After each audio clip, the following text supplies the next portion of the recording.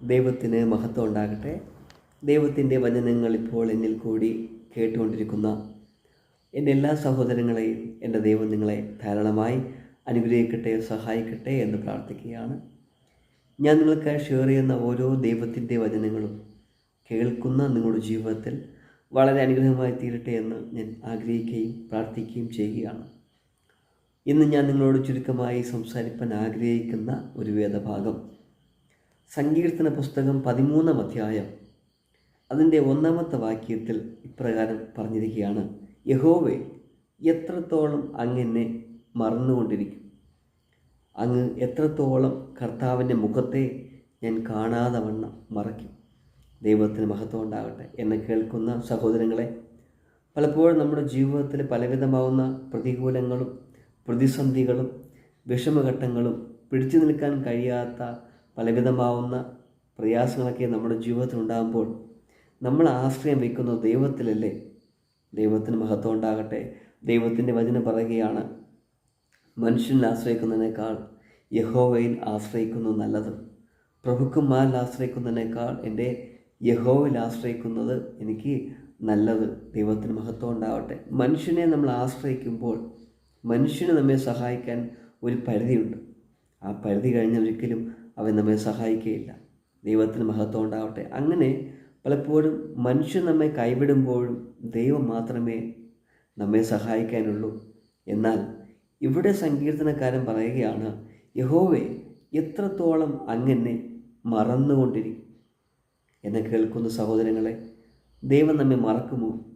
ദൈവം നമ്മെ മറന്നാൽ നാം ഭൂമിയിൽ ജീവിച്ചിരിക്കുമോ? ദൈവത്തിന് മഹത്വം ഉണ്ടാവട്ടെ. ദൈവത്തിൻ്റെ സ്നേഹം കൊണ്ട് മാത്രമാണ് നാം ഇവിടെ ഈ ഭൂമിയിലായിരിക്കുന്നത്. അവിടെ സങ്കീർത്തനക്കാരൻ പറയുന്നു, യഹോവേ, എത്രത്തോളം അങ്ങനെ മറന്നുകൊണ്ടിരിക്കും? യെശയ്യാ പ്രവാചകൻ്റെ പുസ്തകത്തിൽ പറയുന്നു, ഒരമ്മ തൻ്റെ കുഞ്ഞിനെ മറക്കുമോ? നമ്മളിപ്പോൾ ഒരുപാട് വാർത്തകൾ കേൾക്കുന്നുണ്ട്.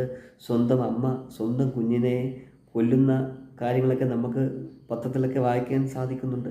എന്നാൽ ദൈവത്തിൻ്റെ വചനം പറയുന്നു, ഒരമ്മ തൻ്റെ കുഞ്ഞിനെ മറക്കുമോ? മറന്നാലും ഞാൻ നിന്നെ മറക്കയില്ല. ഒരമ്മ നമ്മെ മറന്നാലും ഒരു കുഞ്ഞിനെ മറന്നാലും ദൈവം നമ്മെ മറക്കയില്ല എന്ന് ദൈവത്തിൻ്റെ വചനം അവിടെ പറഞ്ഞിരിക്കുകയാണ്. ദൈവത്തിന് മഹത്വം ഉണ്ടാകട്ടെ. എന്നാൽ ഇവിടെ സങ്കീർത്തനക്കാരനായ ദാവീദ് പറയുകയാണ്, യഹോവേ, എത്രത്തോളം അങ്ങനെ മറന്നുകൊണ്ടിരിക്കും? അങ്ങ് എത്രത്തോളം കർത്താവിൻ്റെ മുഖത്തെ ഞാൻ കാണാതെ വണ്ണം മറയ്ക്കും? ദൈവത്തിന് മഹത്വം ഉണ്ടാവട്ടെ. എന്തുകൊണ്ടാണ് ദൈവം നമ്മെ മുഖം മറച്ച് കളയുന്നത്, അല്ലെങ്കിൽ നമ്മുടെ പ്രാർത്ഥന കേൾക്കാത്തതിൻ്റെ കാരണം എന്താണെന്ന് യെശയ്യാ പ്രവാചകൻ്റെ പുസ്തകത്തിൽ വ്യക്തമായിട്ട് പറയുന്നുണ്ട്.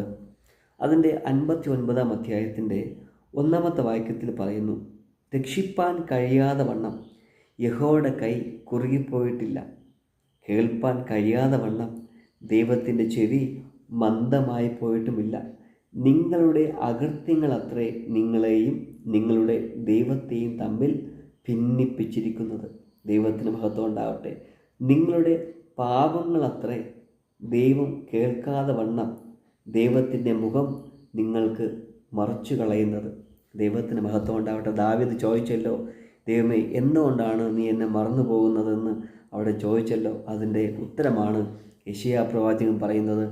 നമ്മുടെ പ്രാർത്ഥന ദൈവം കേൾക്കാത്തതിൻ്റെ കാരണം, നമ്മുടെ നേരെ ദൈവത്തിൻ്റെ മുഖം മറച്ചു കളയുന്നതിൻ്റെ കാരണം, ദൈവത്തിന് ഇഷ്ടമില്ലാത്ത പ്രവർത്തനങ്ങൾ നമ്മുടെ ജീവിതത്തിലുള്ളത് കൊണ്ടാണ്. ദൈവത്തിന് ഇഷ്ടമില്ലാത്ത പല പ്രവൃത്തികളും അല്ലെങ്കിൽ ദൈവത്തിന് ഇഷ്ടമില്ലാത്ത പല കാര്യങ്ങൾ നമ്മുടെ ജീവിതത്തിലുള്ളത് കൊണ്ടാണ് ദൈവം നമ്മുടെ പ്രാർത്ഥന കേൾക്കാത്തത്. അല്ലെങ്കിൽ അവിടെ പറഞ്ഞിരിക്കുന്നു, ദൈവത്തിൻ്റെ കരം നമ്മെ രക്ഷിപ്പാൻ കഴിയാതെ വണ്ണം ദൈവത്തിന് നമ്മളെ രക്ഷിക്കണമെങ്കിൽ ഞൊടി നേരം കൊണ്ട് രക്ഷിപ്പാൻ സാധിക്കും. നമ്മെ സഹായിക്കാൻ ദൈവത്തിന് സാധിക്കും. നമ്മുടെ അകൃത്യങ്ങളാണ്, ദൈവത്തിന് ഇഷ്ടമില്ലാത്ത പ്രവർത്തനങ്ങൾ നമ്മൾ ചെയ്യുമ്പോഴാണ് നമ്മുടെ പ്രാർത്ഥനകളെ ദൈവം കേൾക്കാത്തതും നമ്മുടെ നേരെ ദൈവത്തിൻ്റെ മുഖത്തെ തിരിച്ചു കളയുന്നതും. അതുകൊണ്ട് ഒരിക്കലും ദൈവം ഒരു മനുഷ്യനെ വിട്ട് അകന്നു പോകുകയില്ല, അവനെ തള്ളിക്കളയില്ല എന്ന് ദൈവത്തിൻ്റെ വചനം പറഞ്ഞിരിക്കുകയാണ്. 10-ാം സങ്കീർത്തനത്തിൽ ഇങ്ങനെ പറയുന്നു, യഹോവേ, നീ ദൂരത്ത് നിൽക്കുന്നത് എന്ത്? കഷ്ടകാലത്ത് മറഞ്ഞു കളയുന്നത് എന്ത്?